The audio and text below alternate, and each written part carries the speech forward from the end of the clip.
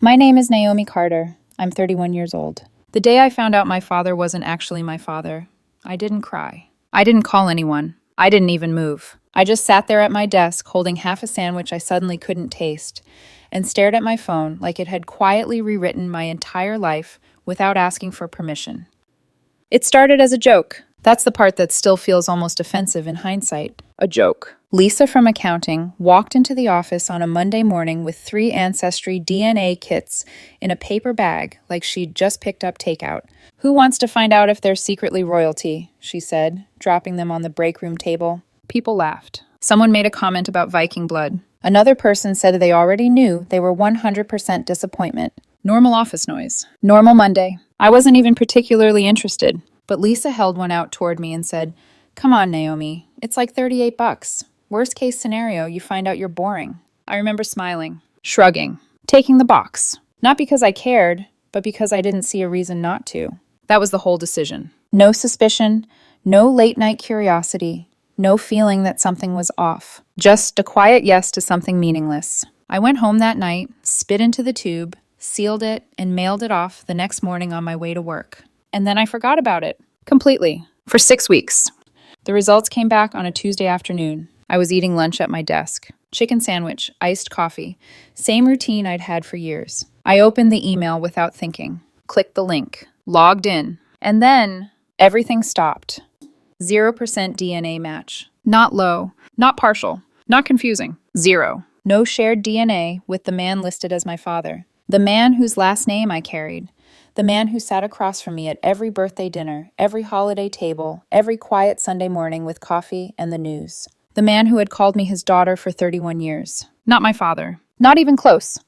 I didn't react right away. That's the part people expect you to describe dramatically. The shock. The disbelief. But it wasn't like that. It was still like my brain refused to process something that large all at once. I sat there for 4 minutes. I know it was 4 because I checked the time later. 4 minutes without moving. The sandwich in my hand going cold. Lisa walked past my desk, glanced at my screen and said, "You get your results?"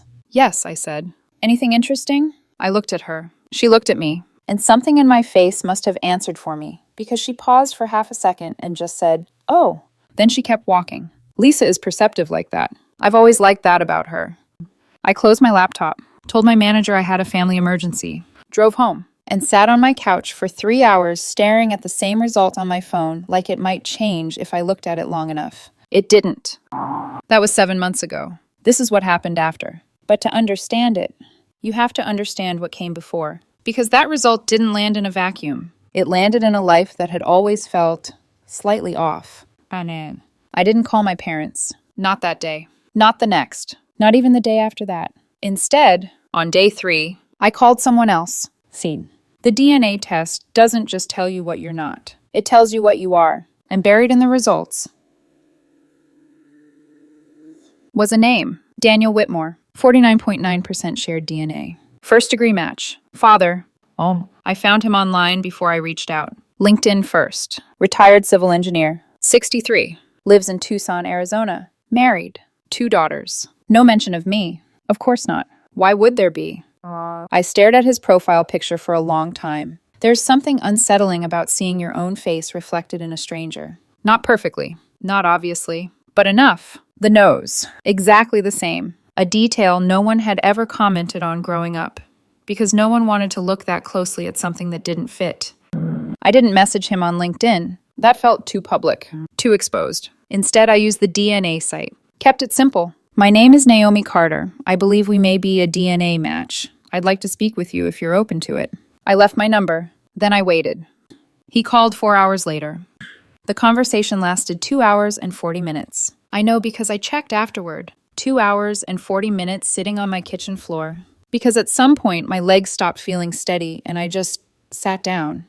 He told me everything. Not quickly. Not defensively. Just carefully. Like every word mattered. He met my mother at a conference in 1992. They worked in related industries. She didn't tell him she was married. Not at first. By the time he found out, he ended it. Immediately. He said he didn't know she was pregnant. Said if he had known, then he stopped. Took a breath. And said, "I don't know what I would have done. I was 26. I was scared.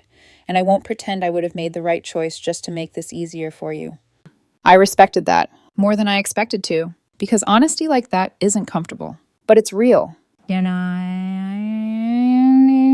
He told me he'd taken the DNA test 8 months earlier because his daughters wanted him to. He said he saw the match, saw me, and waited. I didn't reach out, he said, because it wasn't my place. That stayed with me long after the call ended. I sat there on my kitchen floor, phone still in my hand, and realized something I hadn't let myself think yet. This didn't create a problem. It explained one. Because when I looked back at my life, at my family, at the way things had always been, it finally made sense. And that realization, it didn't feel like chaos. It felt like clarity, the kind that arrives quietly, after years of not having the right question. And once you have the right question, you can't unsee the answer. That was the beginning. Not of a breakdown, but of something much more dangerous. Understanding. Understanding doesn't arrive all at once. It settles in, quietly, patiently, like dust you don't notice until the light hits it just right. I grew up in a house where nothing was ever openly wrong. No screaming, no slammed doors, no dramatic scenes you could point to and say that's the problem. From the outside, we looked solid, stable, the kind of family people describe as good. But inside that structure, there was a pattern. And once I saw it, I couldn't unsee it. My older brother, Derek, is 3 years older than me, and he is my mother's favorite. I'm not saying that out of resentment or exaggeration. It's just a fact, the kind of fact everyone quietly agrees on, but no one says out loud. Except one person did, once. I was 17. Christmas dinner. The house smelled like cinnamon and roasted turkey, and everything felt warm in that artificial, carefully arranged way holidays tend to feel. My aunt, Patricia, was halfway through her second glass of wine when she looked at my mother and said casually, "You know you have 2 daughters, right?" The table went quiet. Just for a second. A flicker. My mother laughed. Derek laughed. My father didn't say anything. And I remember staring down at my plate, feeling something shift inside me that I didn't have words for yet. Because it wasn't that I didn't already know. It was that someone else had noticed. Derek got the car at 16. I got a bus pass. Derek's college tuition? Fully covered. No hesitation. No conversation.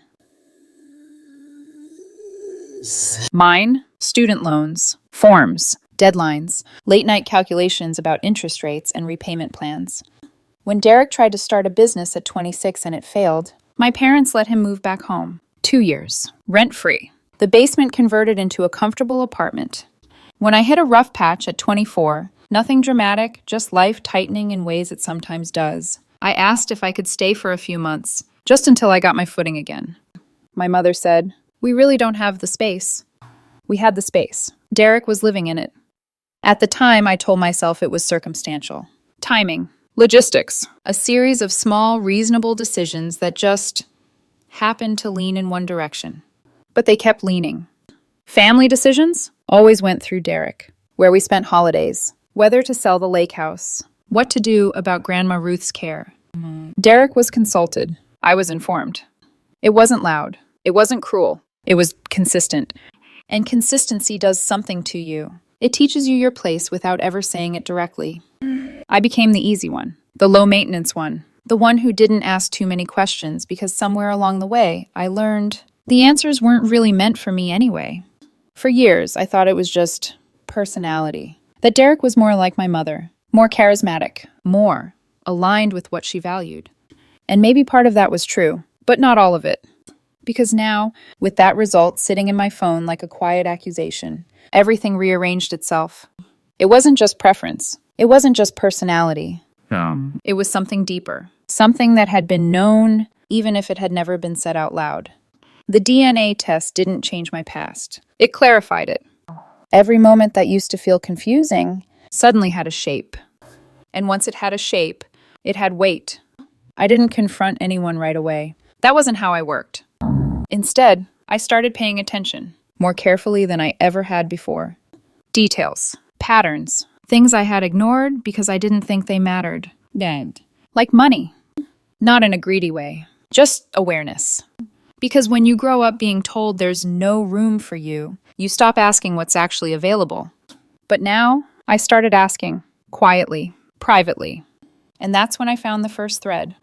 It wasn't obvious, just a passing reference in a conversation I wasn't supposed to be paying attention to. Derek mentioned something once, casual, offhand, about handling it the same way as before. Before what? I didn't ask him. Not directly. Instead, I went looking. Old emails, family documents I still had access to. Anything that might give me context I'd never been given.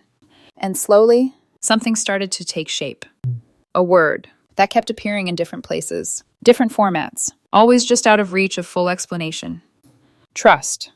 At first, I thought it was generic, a legal term, something broad.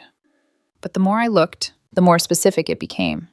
References tied to my grandfather, Grandpa Earl, a man who had passed away 4 years earlier. A man who, according to every story I'd ever been told, had been meticulous, careful, intentional. The kind of man who didn't leave things vague. Which meant, if something existed, it existed for a reason. And if I didn't know about it, that wasn't an accident. That was a decision. I sat with that thought for a long time, longer than I expected to. Because it wasn't just about money. It never was. It was about information. About who gets told what, and who doesn't. And for the first time in my life, I stopped asking why I wasn't included, and started asking what had been deliberately kept from me. That shift, small as it sounds, changed everything. Because confusion keeps you passive. But clarity makes you move. And once I started moving, I didn't stop. By day 7, I made a call. Not to my family. To a lawyer. And that was the moment this stopped being a quiet realization and became something else entirely. Something they never saw coming. Her name was Patricia Hale. Estate and family law. Sharp voice. Minimal small talk. The kind of woman who sounded like she had stopped being surprised by other people's secrets a long time ago. A friend had recommended her 2 years earlier after a probate issue with an uncle. At the time, I'd stored her number in my phone and never expected to use it. By day 7, I was sitting across from her in a quiet office with cream walls, a glass carafe of water on the table, and a legal pad in front of me that suddenly felt more important than anything I'd touched in weeks. I explained the DNA result. Then I explained my family. Not emotionally. Not at first. Just facts. My legal father's name on my birth certificate, my grandfather's estate, my brother's history of being favored, the strange references I'd found to a trust I'd never been told about. Patricia listened without interrupting. No sympathetic noises, no performance, just attention. When I finished, she asked me 3 questions. Is your father listed on your birth certificate? Yes. Do your parents have a will? Yes. They updated it last year. Are you still in regular contact with them? Yes. She tapped her pen once against the notepad. Then she said, do not confront them yet. I looked at her. She leaned back slightly and added, not until we know what matters legally and what only feels important emotionally. Those are not always the same thing. That sentence settled into me with a strange kind of comfort. Because for the first time since the DNA result, someone was talking to me like this was not just a personal crisis. It was a structure. And structures can be examined. Patricia told me to wait, said she'd do some research and call me within a week. She called in 5 days. What she found changed everything. My grandfather, Earl Carter, had left a sizable estate when he died 4 years earlier. I knew that part. What I didn't know was how precisely it had been written. Patricia had gotten hold of the relevant documents and asked me to come into her office in person. I knew from her tone this wasn't going to be minor. She didn't waste time when I sat down. The language is specific, she said, sliding a copy across the table. Very specific. I looked down. There it was. A clause stating that in the event of my father's death before final distribution, the estate would pass to his biological children equally. Patricia said the word biological twice, the second time slower. Not for drama. For emphasis. Then she pointed to another section. This, she said, is where it gets more interesting. There was a separate trust, a designated fund for Earl Carter's biological grandchildren, intended for education and life establishment. My pulse changed. Not sped up. Changed. Like something inside me went colder. Patricia continued speaking, but for a second I barely heard her. Because all I could think was, it existed. Not just in rumor, not in fragments, not in my imagination. It existed. And Derek had drawn from it twice. Once for a business loan that failed. Once for a down payment on a property he later sold. Twice. I sat there with my hands folded in my lap. So neatly, it almost looked calm. I was 31 years old. I had paid student loans on a schedule that shaped where I lived, what jobs I took, what risks I could afford, what versions of adulthood were available to me. And there had been a trust. A trust no one had told me about. A trust my brother had used. A trust I had been excluded from while being treated, publicly and legally, like I belonged to the same exact line. I looked up at Patricia. So they knew. She didn't answer immediately. She chose her words carefully. Someone knew enough to control the information. That was smarter than a yes, and somehow worse. Patricia explained the rest with the kind of steady precision that makes devastating things sound almost civilized. If I was not my legal father's biological child, then the estate language mattered. Not symbolically, legally. It raised questions about standing, about lineal distribution, about whether certain assumptions had shaped the flow of money and information in ways that were now unstable. Then she said, "There is another clause." I looked at her. She turned a page. "Your grandfather anticipated the possibility of a discrepancy in biological lineage." I actually laughed once. Not because it was funny, because of course the one person in this story who had planned for emotional catastrophe was the dead man with the trust language. Patricia almost smiled. Almost. If a presumed child was later proven not to be biological, she said, the estate would not simply continue under the original assumption.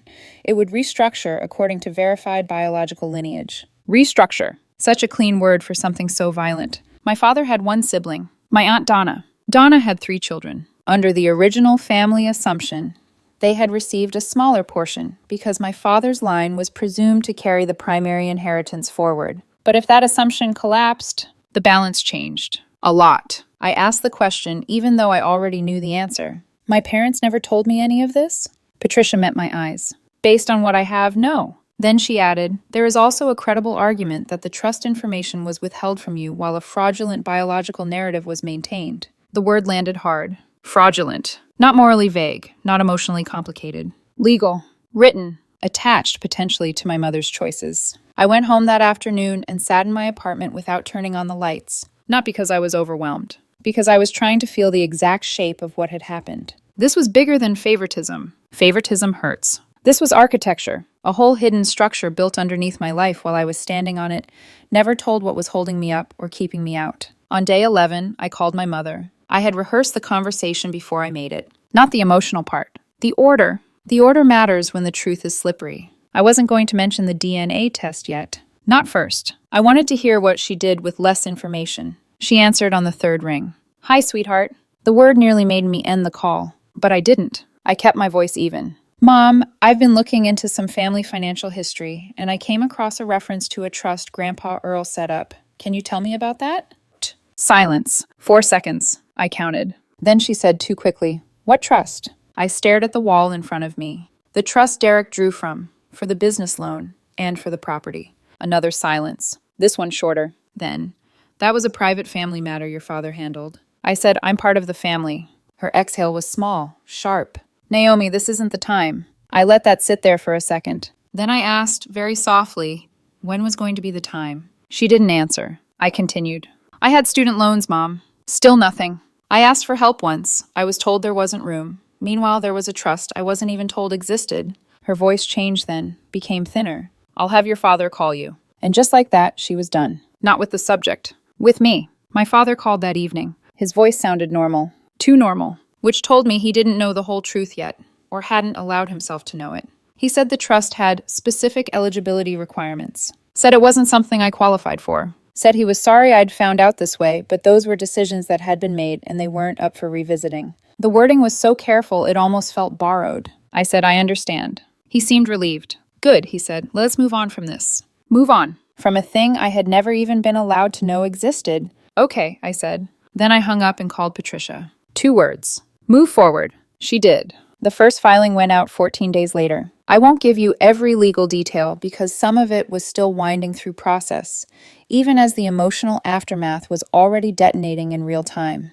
But the broad shape matters. The filing questioned my standing as my father's biological heir under the estate's explicit language. It also challenged the concealment of the trust under a family narrative that, if knowingly false, had materially affected how I was treated and what I was told. My mother's name appeared in the paperwork. So did the word fraudulent. The day after they were served, my father called me. He did not sound normal. He sounded like someone standing in a room he'd lived in for decades and realizing one of the walls wasn't real. Naomi, he said, we need to talk. I stood by my kitchen sink, gripping the edge of the counter. I agree.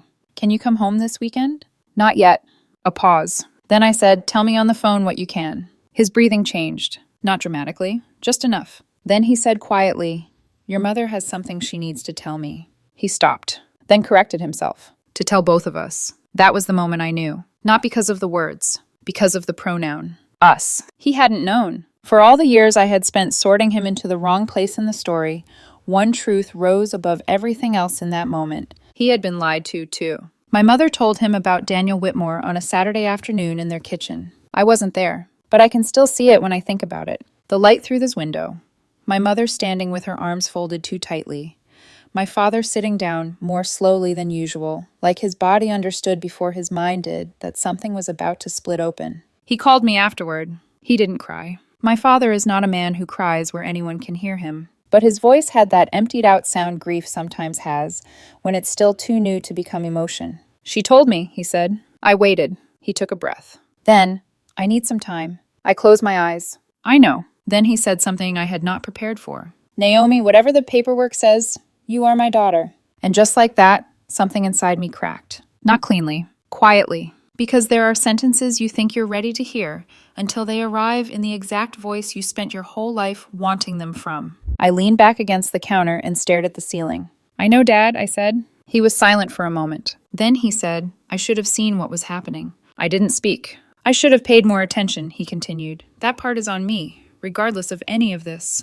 There it was. Not a defense. Not an excuse. An admission. 31 years of second seats and bus passes and being informed instead of included, and he said it without being pushed. That mattered. More than I wanted it to. My father was not the villain of the story. He was many things.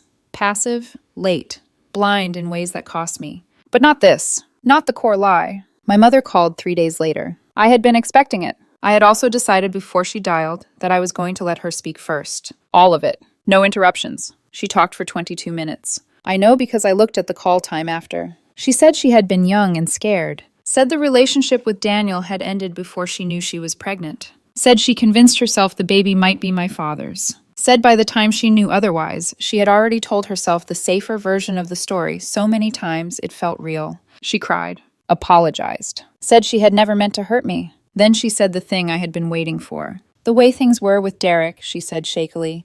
That was never about biology. It was just personality. You and I were always different, but I always loved you. Always loved you. 22 minutes, and that was the center of it. Love presented like a defense. When she finally stopped talking, I waited a beat. Then I said, "Mom, you knew about the trust." Silence. Then quietly, "Naomi?" "No," I said, still calm. "You knew it existed. You knew Derek used it, and you chose not to tell me." Her breathing hitched. "That's not a frightened 20-something making a bad decision," I continued. "That's a choice you made years later, repeatedly." She started crying harder. I didn't raise my voice. I didn't need to. "When I was 24 and asked if I could stay temporarily, you said there wasn't room," I said. "When I had loans, you said nothing. When Derek needed help, there was always something available." "It wasn't like that." "It was exactly like that." She went quiet. So I finished. "I believe that you love me. I do. But loving someone and treating them fairly are not the same thing, and you knew the difference." She made a sound then, not a word, just pain. Maybe real. Probably real. But pain is not correction. Pain is just pain. After a while, she whispered, "How much time do you need?" I looked out my window at the parking lot below, at a woman loading groceries into her trunk, at an ordinary life still happening somewhere outside mine. "I don't know yet," I said. And that was the truth. The legal process took 4 months. The emotional fallout started immediately. And by then, the family I thought I understood was already collapsing under the weight of what had finally been said out loud. The legal process took 4 months. But the real shift? That happened much faster. Because once the truth is introduced into a system built on silence, everything starts moving, whether people want it to or not. My Aunt Donna was the first to call outside my immediate family. Her voice was careful, measured, like someone stepping into a situation she didn't ask for but couldn't ignore. "Naomi," she said, "I received something about revised estate calculations." I leaned against my kitchen counter, phone tucked between my ear and shoulder. "That sounds right." A pause. Then, quietly, "I don't want any part of something that tears your family apart." I let that sit for a second. Then I said calmly, "This family was already apart. I just didn't know where the seams were." Silence. Then softer, "Your grandfather would have liked you. That landed somewhere I wasn't expecting. I wish I'd known him better, I said. So do I, she replied. And just like that, the conversation ended, not with resolution, but with something quieter. Recognition. The estate restructuring moved forward, not dramatically, not loudly, just precisely. Numbers adjusted, assumptions corrected. The kind of shift that doesn't look emotional on paper, but changes everything in real life. The trust Derek had drawn from, that became its own separate issue. One Patricia handled with the same calm efficiency she had shown from the beginning. I didn't ask for updates every day. I didn't need to. I trusted the structure now. That was new for me. Derek called twice. I ignored the first one. Answered the second. Are you doing this to punish me? He asked immediately. No greeting. No build-up. Just that. I sat down slowly on the edge of my couch. I'm doing this because it's accurate. That's not an answer, he snapped. It is, I said evenly. We grew up together, he continued, voice tightening. Does that mean nothing to you? I looked down at my hand resting on my knee. It means something, I said. It just doesn't mean I keep absorbing consequences that were never mine. A pause. Then, quieter. I didn't ask for any of that money. I know. Another pause. Longer this time. Then I added, gently, but without softening the truth. But you also never asked why I didn't have access to it. That was the moment the conversation shifted. Because there are things people don't notice until someone names them. He didn't respond. Didn't argue. Didn't defend himself. He just went quiet. I don't hate you, Derek, I said. And I meant that. I'm not doing this to you. I'm doing this for me. He exhaled slowly. Those aren't the same thing, he said. No, I replied. They're not. We haven't spoken since. 3 months now. Not out of anger. Just distance. The kind that forms when something foundational changes and no one knows how to rebuild yet. My father and I, that was different. He called me 4 times in those first 2 months. I answered every one. The conversations weren't dramatic. No big emotional speeches. No attempts to fix everything in a single moment. Just small things. Careful things. Then one day, about a week after the 3rd call, he said, The kitchen faucet's been dripping. I can't figure out what's wrong with it. I blinked. Of all the things I expected him to say, that wasn't one of them. You were always better at that stuff than Derek, he added. I sat there for a second, letting that sentence settle. Because in 31 years, he had never called me for something like that. That had always been Derek's role. Do you think you could come by this weekend? He asked. I looked at the calendar on my wall, then back at nothing. Yeah, I said, I can do that. I drove over Saturday morning. Same house, same driveway, same front door I'd walked through 1,000 times, feeling like I was slightly out of place. It felt different, not fixed, not healed, just different. Yeah. The faucet took 20 minutes. Worn washer. Simple repair. He stood a few feet away while I worked, not hovering, not instructing, just watching. When I finished, he nodded once. Thanks, he said. We had coffee after, sat at the kitchen table, the same one where I had spent years feeling like I was visiting instead of belonging. He asked about my job. I asked about his knee. Normal conversation. Almost. And then But underneath it, there was something new. Not closeness. Not yet. Awareness. And awareness, I've learned, is where everything starts. My mother is more complicated. Much. She called 11 times in 2 months. I answered every 3rd call. Not to punish her. Not to create distance for the sake of it. But because I knew, if I spoke to her too soon, too often, I wouldn't be fair. Not to her. Not to myself. She is my mother. That didn't change. She raised me, packed lunches, picked me up from school, sat with me when I was sick. There are years of real care there. And also, there are choices she made later. Clear ones. Deliberate ones. That had nothing to do with fear and everything to do with preference. Those 2 truths lived in the same person, and I'm still learning how to hold them without letting one erase the other. Daniel Whitmore flew to Chicago in March. We agreed to meet at a restaurant near my apartment. Neutral ground. Public space. I got there early, sat facing the door. I needed to see him before he saw me. When he walked in, I knew immediately, not because he looked exactly like me, but because he looked familiar in a way that bypassed logic. He was tall. So am I. My father, Robert, is not. No one had ever commented on that. People rarely comment on things they don't want to examine too closely. Daniel sat across from me. We looked at each other for a second, long enough to register, not long enough to make it uncomfortable. You have your grandmother's eyes, he said. I smiled slightly. I've been told I have an unusual nose. He nodded once. Yes, he said. I'm sorry about that. Yeah. We both laughed, quietly. The kind of laugh that doesn't fix anything, but acknowledges something real. We talked for 2.5 hours. He told me about his life, Tucson, his daughters, the work he had built. I told him about mine, Chicago, my job, my apartment, the family situation that was still unfolding. He listened, fully, not waiting to speak, not interrupting. At the end of the meal, he set his fork down and said, I want to say something, and I want you to hear it as it is. I nodded. This isn't a request, he continued, or an obligation. I waited. I have 2 daughters I love completely, he said, but there is room in a life for more people. A pause. Then, I would like to know you, if you would like to be known. No pressure, no expectation. Just an open door.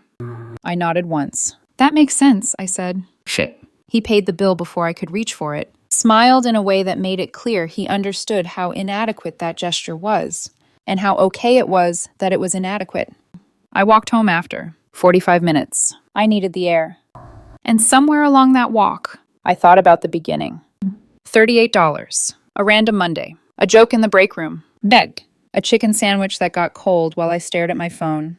$38. That's what it cost to uncover 31 years of truth. People ask me about the inheritance. They expect anger, or triumph, or some clean emotional conclusion. But the truth is, that was never the point. The point was sitting at a table for 31 years, feeling like something was uneven, and not knowing why. The point was asking for help and being told there was no room, while space existed. The point was learning that the difference I felt was real, that it had a reason, and that the reason had been known and kept from me. The legal outcome? That's just accountability, not revenge. A system correcting itself once the facts are finally accurate. The rest is slower. Last month, I got a message through the DNA site from one of Daniel's daughters, Camille, 33. She said her dad had told her about me, said she didn't know what I wanted, didn't know if I was looking for connection. But she wanted me to know the door was open. She ended the message with, I've always wanted a sister. I read it 4 times. I haven't responded yet, not because I don't want to, because I want to answer it right. And I will. I already know what I'm going to say. I'm going to say, I've always wanted a sister too. A small pause. I just didn't know where to find her. $38. A Tuesday afternoon. A sandwich that went cold. That's what it took to find out who I actually am. And what I'm worth. Turns out, I'm worth knowing.